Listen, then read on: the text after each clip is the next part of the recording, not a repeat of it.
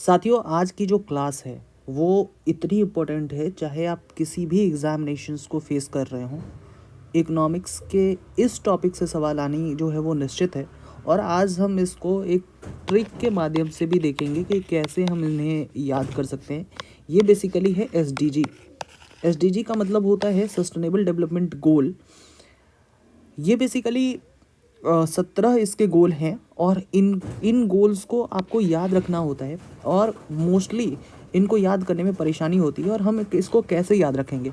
अगर आपसे पूछा जाए कि एसडीजी 1 क्या है, तो 1 जो है ना, आप इसको ऐसे याद रखेंगे कि 1 में देखो कि इस तरीके से अगर इसको उल्टा कर दें तो क्या हो जाता है? ENO, इनो।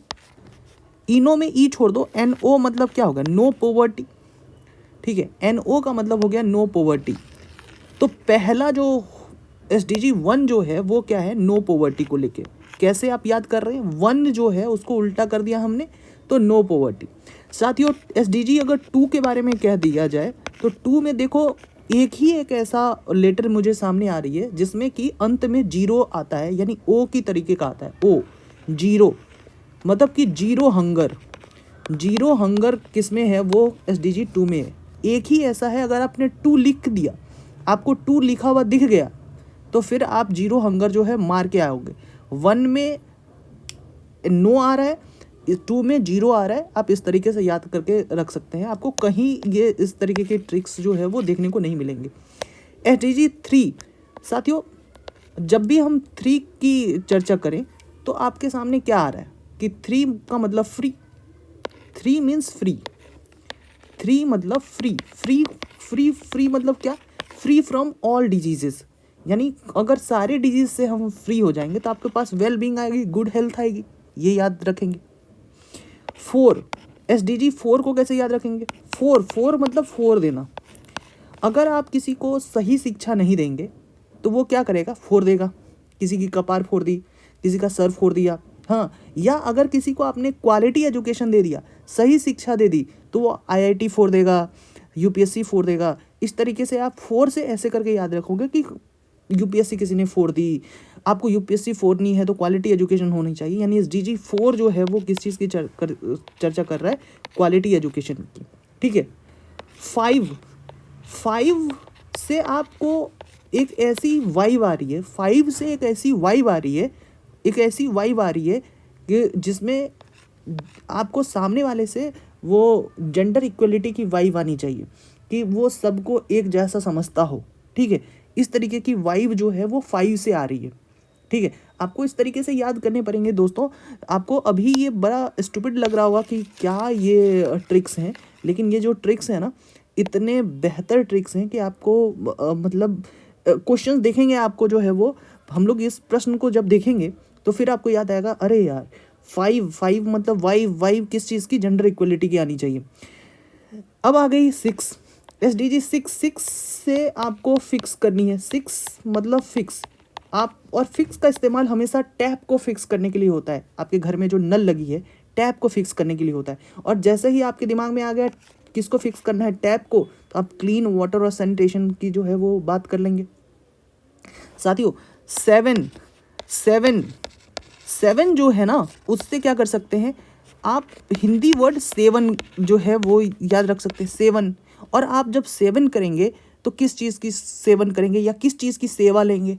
सेवा आप जो है वो पंखा डुलाने की किसी से सेवा ले सकते हैं, फ़ैन आपको सेवा दे सकता है। ठीक है, यानी क्लीन एनर्जी की जो सेवा है, एफोर्डेबल सेवा। किसी बंदे को अगर आपने सेवा में रखा, पंखा डुलाने के लिए किसी बंदे को आपने सेवा में रखा, ठीक है, तो उसको अधिक पैसे देने पड़ेंगे, तो आपको वो तो देना नहीं है। तो आपको क्या करनी है कि एफोर्डेबल एनर्जी चाहिए, सेवा भी चाहिए, लेकिन वो सेवा चाहिए एफोर्डेबल, कि जिसको आप जो है वो निरंतर तरीके से इस्तेमाल कर सके, यानी क्लीन सेवा चाहिए। तो जो 7 में है वो एफोर्डेबल और क्लीन एनर्जी है।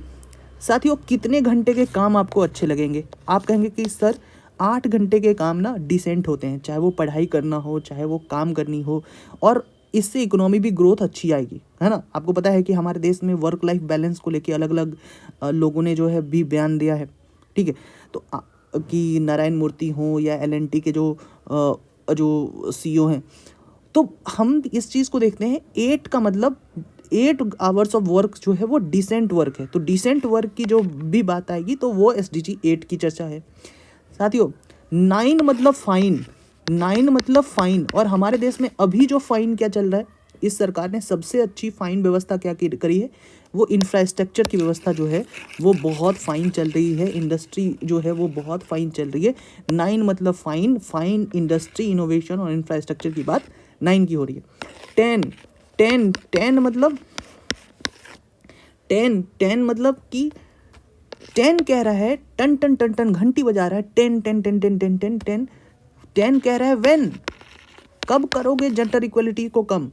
10 कह रहा है व्हेन, कब करोगे। 10 जो है टन टन टन टन कर रहा है। आप जाके उनसे पूछे कि क्या कह रहे हो भाई, तो वो कह रहा है व्हेन, कब करोगे इनइक्वालिटीज़ को अपने कंट्रीज़ में कम। आप देखिए हमारे यहाँ जो इनइक्वालिटीज़ है, कितनी बड़ी इनइक्वालिटीज़ है। ये बताता है कि हमारे देश के 1% जो खानदान हैं उनके पास 44% धन है।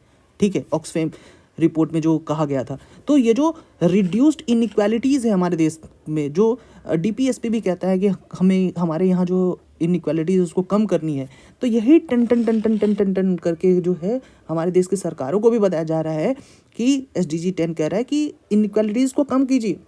ठीक है, अब देखो 11, SDG 11 आप कैसे याद करोगे, 1 पे 1, यानी कि एक आपके लिए और एक आपके फ्यूचर में आने वाले बच्चों के लिए जो है वो व्यवस्था होनी चाहिए। आज आपने जो रिसोर्सेज इस्तेमाल करे वही रिसोर्सेज आने वाले दिनों में आपके बच्चे भी इस्तेमाल करने चाहिए। एक आप कर लो, एक आने वाले फ्यूचर के लिए रख दो। तो एक जब आप आने वाले फ्यूचर के बारे में सोचते हो तो सस्टेनेबल सिटीज़ के बारे में, सस्टेनेबल जो है वो कम्युनिटीज़ के बारे में सोचते हो, तो SDG 11 जो है आपको आराम से याद हो जाएगा। साथियों अब अगर हम सस्टेनेबल की यहाँ बात कर रहे हैं तो 1 और 2 आप देखो कि इंक्रीज हो रहा है ना, 1 2 3 इस तरीके से इंक्रीज होता जाएगा। तो कह रहा है कि 1 2 मतलब कि 1 2 से ज़्यादा रोटी खाने की ज़रूरत नहीं है, मतलब रिस्पॉन्सिबल कंजम्पशन करो। ज़्यादा 1 2 से ज़्यादा खाने की ज़रूरत नहीं है। ठीक है, या 1 2 से ज़्यादा जो है वो खाओ ही नहीं। तो रिस्पॉन्सिबल कंजम्पशन एंड प्रोडक्शंस की बात कर रही है SDG 12। SDG 12 कह रहा है 1 2 से ज़्यादा खाने की ज़रूरत नहीं है। आपके आने वाले भी लोग भी खाएंगे कि नहीं खाएंगे, रिस्पॉन्सिबिलिटी की तरह से खाओ। ठीक है, 13 SDG 13 साथियों अगर आप 1 2 से ज़्यादा अगर खाएंगे तो आपकी क्या हो जाएगी, 13वीं होती है ना, कि 13वीं होता है कि कोई मर जाता है, यानी क्लाइमेट एक्शंस की बात, कि क्लाइमेट एक्शंस आप कि इस तरीके से जलवायु परिवर्तन होगा कि SDG 13वीं से बचो। ठीक है, 13वीं से बचना है, क्लाइमेट एक्शंस के ऊपर ध्यान देना है। साथियों इसके ये जो हम लोग ट्रिक्स बना रहे हैं इसके कोई डीपली कोई मायने है नहीं, लेकिन अगर आपने इसको अच्छे से पढ़ लिया, ट्रिक्स आपको याद हो गए, तो मुझे जो है आप बिल्कुल थैंक्स करोगे इस ट्रिक्स को देखते हुए। SDG 14 साथियों यहाँ से ना 14 से लेके 17 तक, क्योंकि मुझे ना जब भी मैं 14 को देखता हूँ तो भगवान राम की याद आती है, क्योंकि 14 वर्ष वो वनवास में रहे। ठीक है, तो उसके बाद मैंने उसी के ऊपर ट्रिक्स बनाए हैं कि 14 जो है ना 14 वर्ष वनवास में रहे, तो वो अब उनको कहाँ जाना है, लंका जाना है सीता जी को छुड़वाने के लिए। तो लंका जो है वो जब जा रहे हैं वो समुद्र से, तो समुद्र के नीचे लाइफ बिलो वाटर की बात होगी। ठीक है, अगली बात SDG 15 क्या कहता है, 15 कहता है कि जब वो लंका पहुँचे तो लाइफ ऑन लैंड की बात होगी।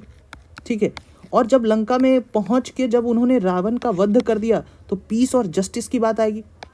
ठीक है, और SDG 17 जो है इसके बाद अंतिम जो होगा सब क्या होगा कि सारे लोग मिलजुल कर जो है इन गोल्स को जो है वो क्या करेंगे, अपनाएंगे, SDG 17। ठीक है, मुझे लगता है कि आपको SDG 17 तक जो है अब किसी भी तरीके से याद हो जाएगा।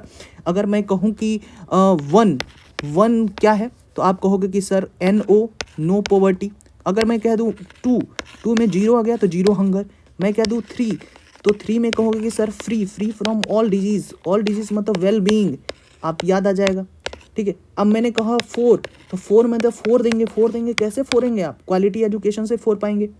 ठीक है, तो ऐसी चीज़ें जो हैं वो आपको याद होने चाहिए। SDG 5 मतलब क्या हो, 5 मतलब फाइन। अगर कोई फाइन कैसे, जेंडर इक्वालिटी को लेकर, ठीक है। 5 मतलब 5 से वाइब आनी चाहिए। किस चीज़ की वाइब आनी चाहिए? जेंडर इक्वालिटी की वाइब आनी चाहिए। 5 मतलब कि फाइन, किसी को कह देंगे कि नहीं फाइन है। 9 से हमने क्या कहा? 9 से भी हमने 9 मतलब फाइन, फाइन हमारे देश का इंफ्रास्ट्रक्चर है, ठीक है। तो अभी जो है एक तरीके से आपको जो है मुझे लगता है कि सारी चीज़ें जो है वो याद हो गई होंगी। 2 चीज़ों में अभी आप फिर एक कन्फ्यूज हो गए होंगे, मुझे भी लगता है। एक है SDG 5। SDG 5 मतलब 5 का मतलब 5 से मैंने कहा कि वाइब आनी चाहिए। वाइब किस चीज़ की आनी चाहिए? जेंडर इक्वलिटी की। दूसरा आप कंफ्यूज हो गए होंगे SDG 9। 9 का मतलब 9 मतलब फाइन, फाइन मतलब इंफ्रास्ट्रक्चर। हमारे देश में इंडस्ट्री, इनोवेशन और इंफ्रास्ट्रक्चर फाइन होनी चाहिए। ये बातें क्लियर है। अब हमें आनी है क्वेश्चंस के ऊपर, और ये क्वेश्चंस और ये जो ट्रिक है वो हमने ट्रिक जो है वो पूरा अच्छे तरीके से किया है, ठीक है, समझे? इसको बहुत अच्छे से हमने क्लियर किया है।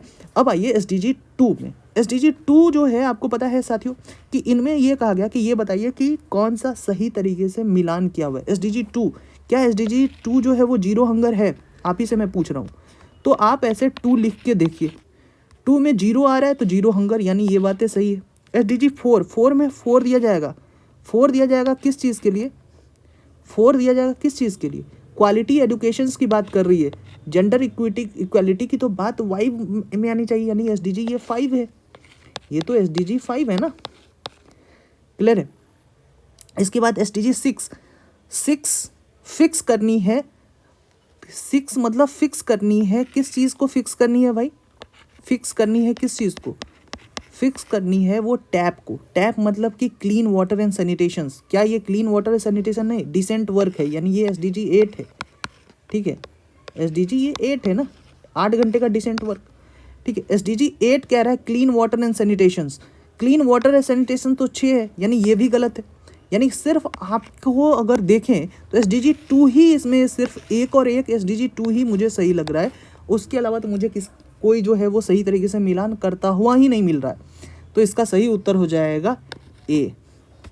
अगर मुझे लिखनी हो तो मैं इसको कह दूंगा A इसकी आंसर है। आपको अच्छा लगा ना? बहुत अच्छा। तो आप लिखिए कि सर बहुत अच्छा लगा।